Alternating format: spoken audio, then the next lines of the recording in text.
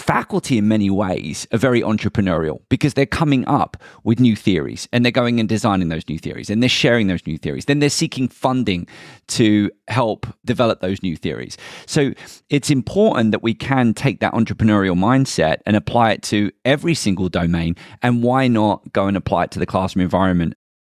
Hello, everyone. My name is Dr. Matthew Worwood. And my name is Dr. Cyndi Burnett. This is the Fueling Creativity in Education podcast. On this podcast, we'll be talking about various creativity topics and how they relate to the field of education. We'll be talking with scholars, educators, and resident experts about their work, challenges they face, and exploring new perspectives of creativity.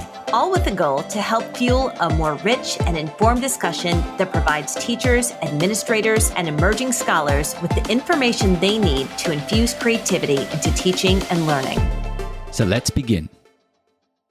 Today, we have two special guests from the University College Dublin Innovation Academy. If you're interested in creativity and design through experiential learning or creativity in higher education, you will love this episode. So first up is Rosie Leonard-Kane. Rosie started her career as a secondary level maths teacher. She worked in London's most deprived areas where educational outcomes are still closely linked to socioeconomic backgrounds. Amidst a culture of high-stakes exam pressure, Rosie found joy in finding creative ways to engage her students in learning and loving math, and soon found herself sharing her approaches with other colleagues. This led to a move into teacher training and development where Rosie's passion for supporting others to unleash their own creativity and innovation in their teaching grew.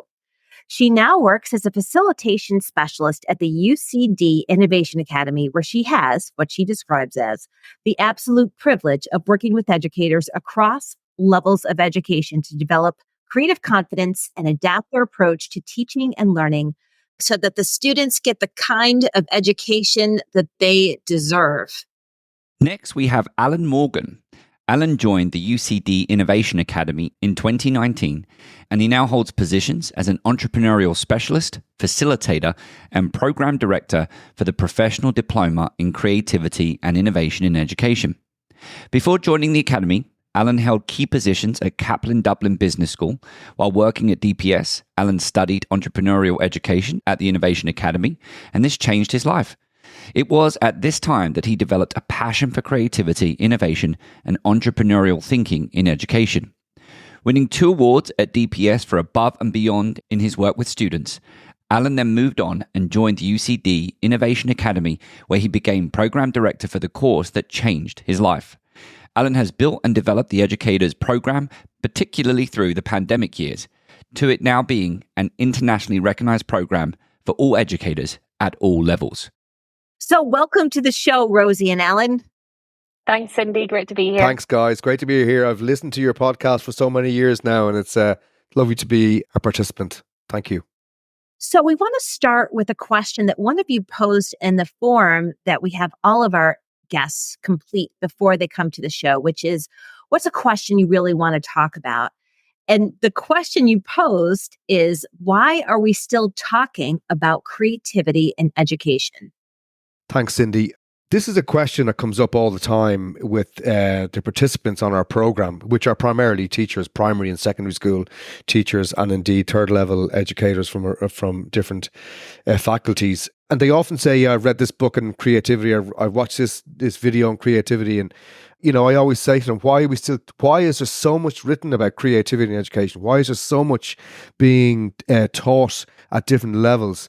But as educators and indeed teachers and participants, we don't seem to get to the bottom of it. We never seem to understand the ultimate goal as to how it can be utilized, used, embedded. And indeed, I think curricula around the world doesn't allow the time and space for it either, you know. So I think it's always going to be that big question. Rosie? Yeah, and I think for us in the Innovation Academy, you know, we talk about education needs to change. It needs more creativity. We've been talking about it for years and years and years, but still things don't change. And ultimately, it's because students deserve a more creative education, which they're not getting in many of the systems, certainly in the systems that we're working with around the world, where they're still very exam focused, rote learning, conforming. But in the Innovation Academy, we look at what are the big challenges and opportunities in the world around us. And you can't solve these challenges or this sort of problems with the kind of thinking that we created them with. So we need to help our students to think differently, but it's not happening at scale yet. So we're still talking, we're still working towards it. And I think it's also a fact that a lot of academics, teachers included, don't understand actually what creativity is or what it means in an educational setting. So, one of the things we say is everyone can be creative, but creativity is a muscle that needs to be trained, and it needs to be brought into a classroom or a faculty or an institution in a collaborative way that needs to be nurtured, that needs to be embraced, and needs to be followed. But very often that doesn't happen. So we have the same problem here in the US, where we find that most people don't really understand the why. It's like creativity is an add-on, and creativity shouldn't be an add-on, as we know. But how do you get buy-in? How do you get people to actually stop and pay attention to what it is that you're doing and the value that it brings? So for me, and certainly on the program that we have a lot of people coming to, they come to us because they're burnt out in education.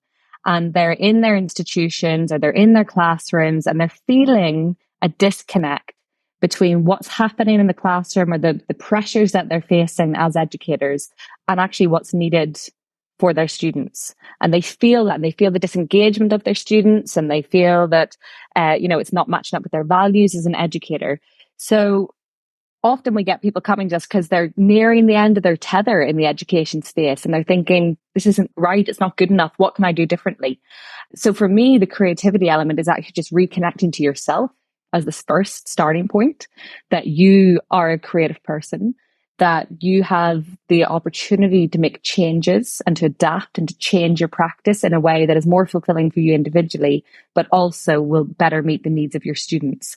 So I think once people experience it, and that's a big part of the Innovation Academy, is helping them to experience what creativity in education is and can feel like and can lead to.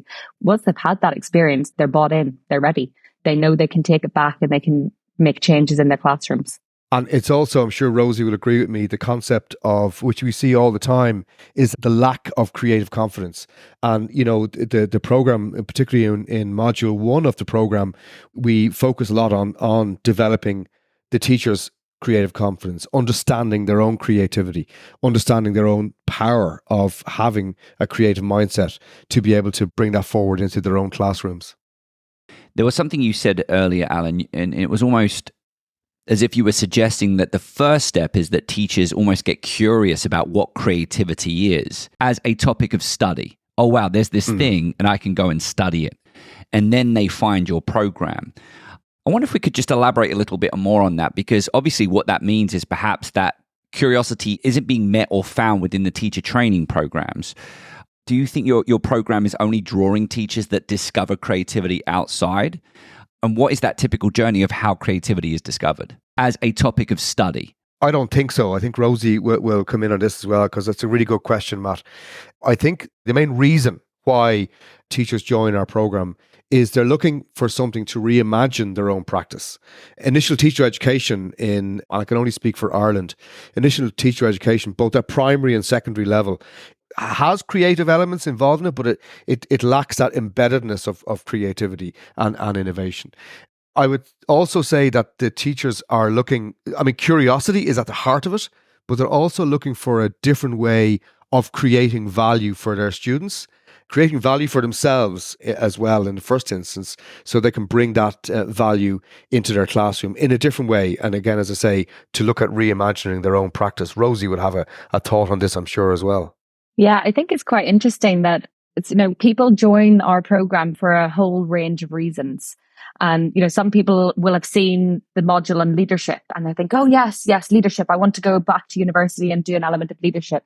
And then they join. And the first thing we do is actually introducing the concepts of creativity, the importance of creativity, the importance of making time for creativity for yourself, and building that habit of curiosity as well. But then how do you bring that into the classroom? And quite often in the reflections and after, it's only after the program that people sort of have this awakening and say, oh my, I didn't realize this is what was lacking.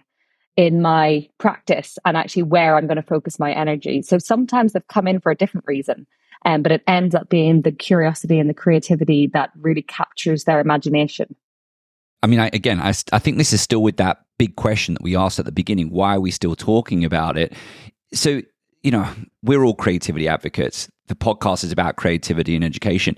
But just going back to teacher training, why do you think this isn't getting covered in teacher training? Because it is a little odd, because the people who typically find this creativity, Rosie, you've referenced it, they maybe get spark new life, they bring new purpose and meaning both to themselves and to their classroom environment. And you spoke about like the passion that you ignited because of you going on the program. Wouldn't it be great if this was just part of teacher training? And if so, why not? So couldn't agree more. I would love to see this integrated more into the teacher training programs, the reasons that people become teachers, being valued and supported and nurtured as they're through that training program. It's a hunch, my sort of hunch about why it has been pushed maybe out of a curriculum in initial teacher education is around lowest common denominator. And actually there is just so much content to cover nowadays that there just isn't time. We're rushing people through these 1 year, 2 year master's programs to become qualified teachers. And they have to cover all the sort of procedures and policies, but also their subject content and theory of education and theory of pedagogy.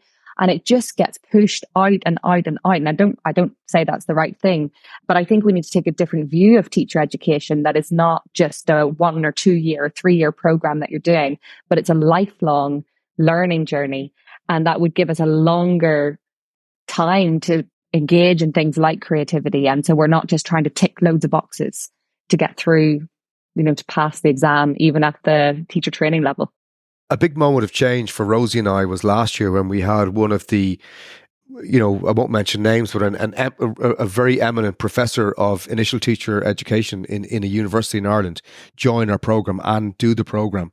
And, she came out of that program and was like incredibly inspired and came to us and asked Rosie and I to help her develop a module within initial teacher training and indeed the postmasters in education around creative thinking, innovation, which for us was a lovely tick the box that seems to have worked.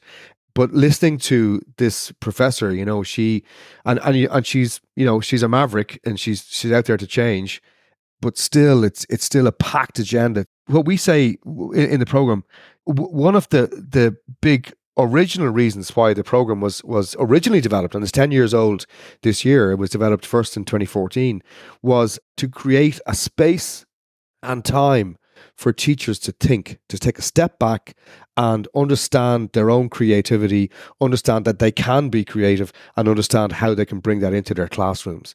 And obviously we've developed and developed a program over the last 10 years, but that's still a very important part. And I think as well, if I may, most of the participants on the program don't really have an understanding of the content. We have a basic outline of it on our brochures and websites and so on, but it's really only at the end of the first module that they understand, oh my God, this is where we're going. And we say the first module is all about looking inward, looking at your creative juices that flow, and how do they flow, and how can you let them flow within the wider classroom and develop it into more collaborative creativity, if you like.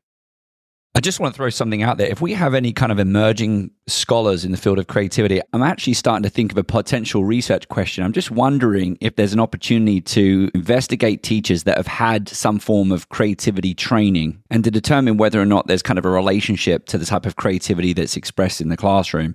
Because what I'm sitting here and I'm thinking about this big question that we started off with, I'm wondering if, to a certain extent, yes, there's a lot of content. I'm going to be a social studies teacher. I'm going to be a math teacher. I've got to learn all my content. But then we have kind of like, a lot of years of research, these evidence-based best practices that then almost become prescribed ways of doing things in the classroom. And I suppose it does slowly strip away any of the uniqueness that me as an individual can go about when I design my best practices. And we've just got so much of it. So maybe in some ways, it's a little bit too much attention that the system is providing on how to be the best educator, which, to be fair, let's say obviously a lot of good intentions to do that. But then when you look at something like the pandemic, when there was no best practices, to me, that's where we really kind of had to leverage our own creativity to get through that. And maybe in response to that, Matt, it makes me think of adaptive expertise. And for me, this is the place that we want to get to for educators, which is that, yes, there is best practice and there are things, there's a huge evidence base now, and we should not dismiss the research that's gone on in terms of practices within the classroom that have better chances of having good outcomes for your students. But where we've stripped away the individual's creativity and individualism and their sort of sense of purpose and fulfillment within the classroom, that's the thing that we love to focus on in this program. Is actually, we don't give you tips and tricks and here's the 10 things that you can do to be more creative in your classroom or to help your students to be more creative. It's really about the individual learning themselves that they are creative as a human, and they can come up with new ideas and they can adapt and flex and try different things and see what works and contextualize it for their students in their setting. And really, at the end of the program, success for us is when a person says, I feel really inspired that I'm going to try something different. I'm going to take action, and it's going to be for me and my students in my classroom. It's not that I'm going to take the sort of best top tips that you've given me and apply it. It's that I'm going to build on that in my classroom. So I would love to see that within that research question, I would love to know the difference between someone who's attended a program like ours, where we look at mindset, and someone who's attended a program on creativity, which is, here is the best evidence and here's what you should do in your classroom. And to see over the long term what difference has happened and whether it's sustained over the long time as well. I think it's definitely a yes and. I think it's interesting. I'm writing a book right now on 5 points to a creative pathway. And the first point is to understand what creativity is and why it's important in your classroom. Because as you both just mentioned, if we don't understand it and why it's important, then it's not going to happen. The second step is to embody creativity as an educator, that we have to really see ourselves as creative people. And we have to look at the curriculum we're working with and say, I'm going to approach this as a creative person. And we've had some great guests on our show, Casey Lathrop, who talked about teaching as design. The third step in this pathway is about supporting an environment for creativity. And that sort of happens organically. It's when we set up a space for trust and openness, and we set up a space for dynamism and liveliness, then creativity naturally flourishes. And then the fourth piece is around these strategies that can help you. And I always like to give the example of, for homework, when you give your students homework, instead of having them go find answers, you have them find questions, because just one simple strategy like that can turn an assignment around and make it more engaging. So I think it's absolutely a mindset piece for the teacher that has to come first. Actually, in my opinion, comes second after you understand it. But then I think you can employ some easy strategies that can potentially change the lesson to make it more engaging and creative. And yeah, I totally agree with that, Cyndi. And I guess one of the things that I was hoping that we could talk about maybe in this podcast is, can you teach creativity, and what does that look like? And very, very similar to what you're saying, I was thinking around, it's that mindset piece, the reawakening of the creative self, but then having experience techniques. And, that it's not a formula, but there are techniques that you can apply and processes that you can use to support and structure creative thinking, both for yourself when you're working with the team, but also for your students. You need inspiration for those. And that's why our program, the community aspect is a really big part of that.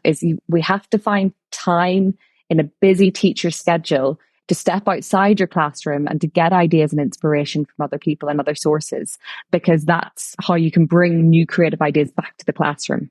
I think it was Matthew said about the pandemic was a turning point in creativity. I would say in education globally, and it's certainly a turning point for us at the Academy, because what happened? Everything we do is based around experiential learning from doing, and bringing that concept of practical learning skills in a classroom environment. All of a sudden, we were kicked out of the classrooms, as everyone was around the world, and into the online virtual space. And we had to rethink, we had to redevelop, and we had to leverage and pivot to a certain extent, and use our entrepreneurial thinking, as we're all trained in the academy to move, and that's been a key. I would say a key element of the success of the program since the pandemic. I mean, the interesting thing about it is since the pandemic, we went online, and now we're still online, and we'll stay online. It's been such a sea change for us, not just with the reach of the program internationally now, but also teachers and academics who are coming on the program are learning ways of teaching creativity and innovation that they can bring to their students in the virtual world as well. And we've had to change our techniques and our tools and our approaches for that. But I think understanding, I mean, looking at going back to the very first question you asked, Cyndi, in relation to why creativity, what is creativity? I think we could be here until the end of next week, quoting all the definitions of creativity and the papers that have been written and books and so on, notwithstanding your own, Cyndi, which is great. But to understand, I think, in each person's individual setting, because I think every teacher's classroom is different, every academic's faculty is different, and it's how they interpret their own creativity from what they've learned and how they want to bring that into their own curiosity filled classroom, that they can bring it to their own students. And so I would love to hear from both of you an example of how you've done experiential learning creativity virtually. But before we do that, we'd like to hear from our sponsors. Do you want to bring more creative and critical thinking into your school?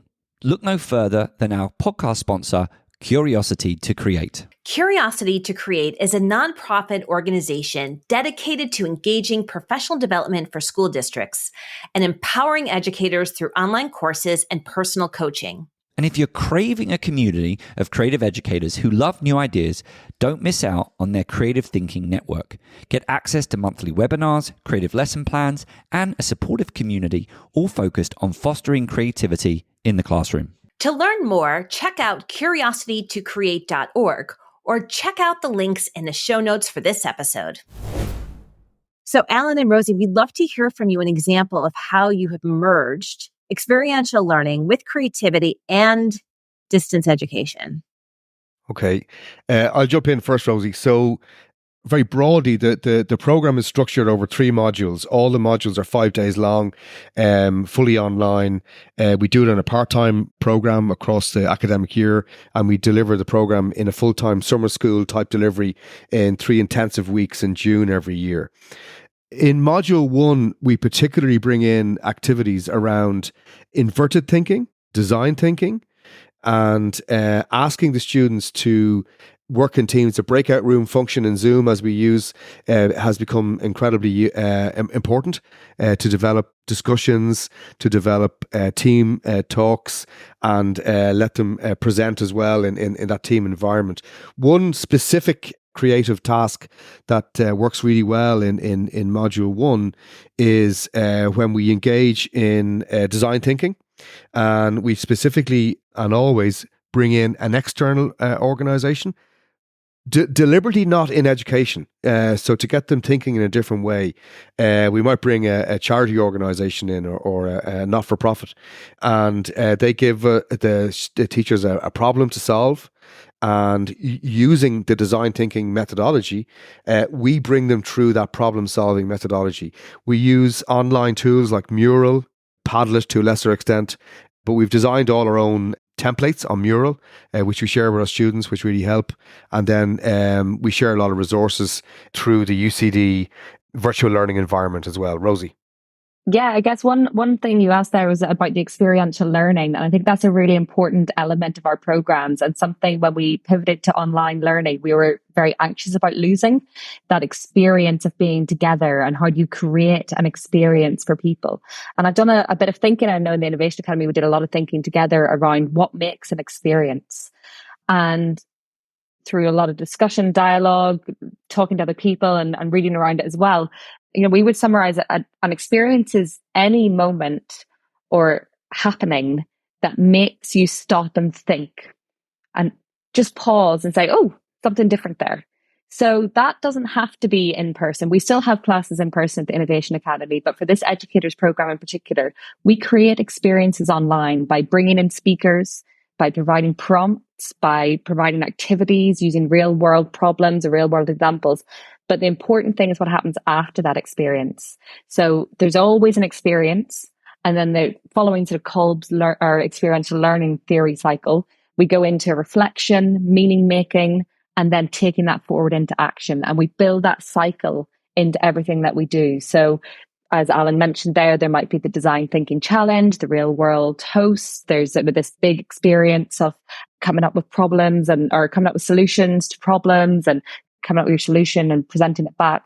But then beyond the experience, we always have the time of, okay, what happened? So what did that mean? What are you noticing? What are you noticing about yourself? What are you thinking about groups? How are you going to then take that back into your classroom, either for yourself as an educator? How have you changed? How will you change? But what might you take back and apply in the classroom? So it's really, we just lean on the theory, build around that. And while we're talking about the program and experiential learning, I want to say it was about a year ago, Cyndi, you and I was having a conversation in essence about the semantics, particularly in education. Creativity, or is it innovation, or is it entrepreneurship? And you've kind of got all three within, in essence, the brand, the program. So just focusing specifically on entrepreneurship, where do you see that connection between entrepreneurship and the classroom? Yeah, great question, Matt. I think we need to be careful with language here. The language of entrepreneurship is very different than the language of entrepreneurial thinking or the cultivation of an entrepreneurial mindset.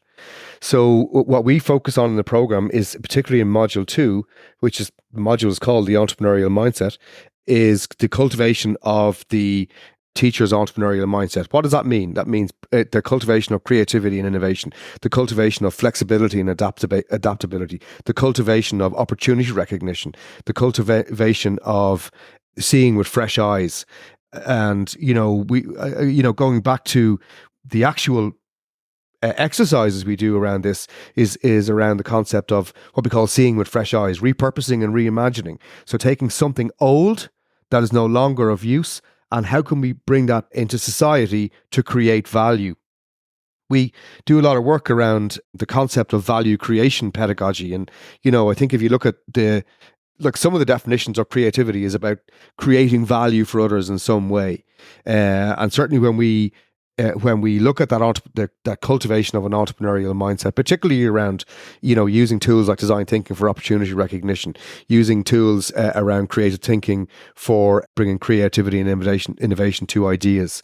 So the cultivation of an entrepreneurial mindset, entrepreneurial thinking. And I think what's really interesting is in the early years of the program used to be called the Entrepreneurial Educators Program. And we had to change the name because no one understood what an entrepreneurial educator was. And we changed it to creativity and innovation in education. Now, I think today, entrepreneurial education is more widely understood, if you like. And I think people are fearful of the word entrepreneur. And they think that's not relevant to me, that doesn't resonate with my thinking or who I am or what my purpose is in education. And so I think by changing the name, we were able to draw people into the program. But once they're there, we have the opportunity to explain around what we determine creativity and innovation to be and how those are encapsulated in an entrepreneurial mindset. And maybe a definition from the Innovation Academy that we build upon is the creativity we see as the idea generation and the novel aspects of coming up with alternatives and solutions and thinking of different ways of doing things. Innovation for us is then the application of those ideas into a context. So taking, you can have all the ideas in the world, but you're not an innovator until you actually take an idea and you do something with it. So taking action. And then underpinning both of those is that you need to have an entrepreneurial mindset, especially as you move towards action, that you need to be willing to take a risk, to do something, even if you don't know how it's going to turn out. You don't have all the proof before you take that first step, that you are willing to sort of engage with other people, build your network. And those are, I guess, what traditionally might be seen as entrepreneurs and people who are coming up with new tech businesses and being entrepreneurs in the world. But if we could take that way of thinking and apply it to the classroom, how amazing. You mentioned dynamism earlier. what a dynamic and lively space that you're creating with that mindset. Well, that was an absolutely awesome response. And I feel like we could actually go back to when we had that conversation, Cyndi, and actually just skip the 20-minute conversation and just plot Rosie's response. And, because we were battling with all three of those words. And I don't want to go off on a tangent, but I will say, coming from the UK over to the US, entrepreneurialism, and Alan, I really appreciate you clarifying the difference between an entrepreneurial mindset and entrepreneurialism, or just entrepreneurship. But it's so much of a bedrock within US culture. But some of the stuff that you reference, typically within the School of Business or business settings. Yeah. And I had a conversation with a colleague at the University of Connecticut, and I said, faculty in many ways are very entrepreneurial because they're coming up with new theories and they're going and designing those new theories and they're sharing those new theories. Then they're seeking funding to help develop those new theories. So it's important that we can take that entrepreneurial mindset and apply it to every single domain. And why not go and apply it to the classroom environment? That's a really kind of like wonderful spin on that.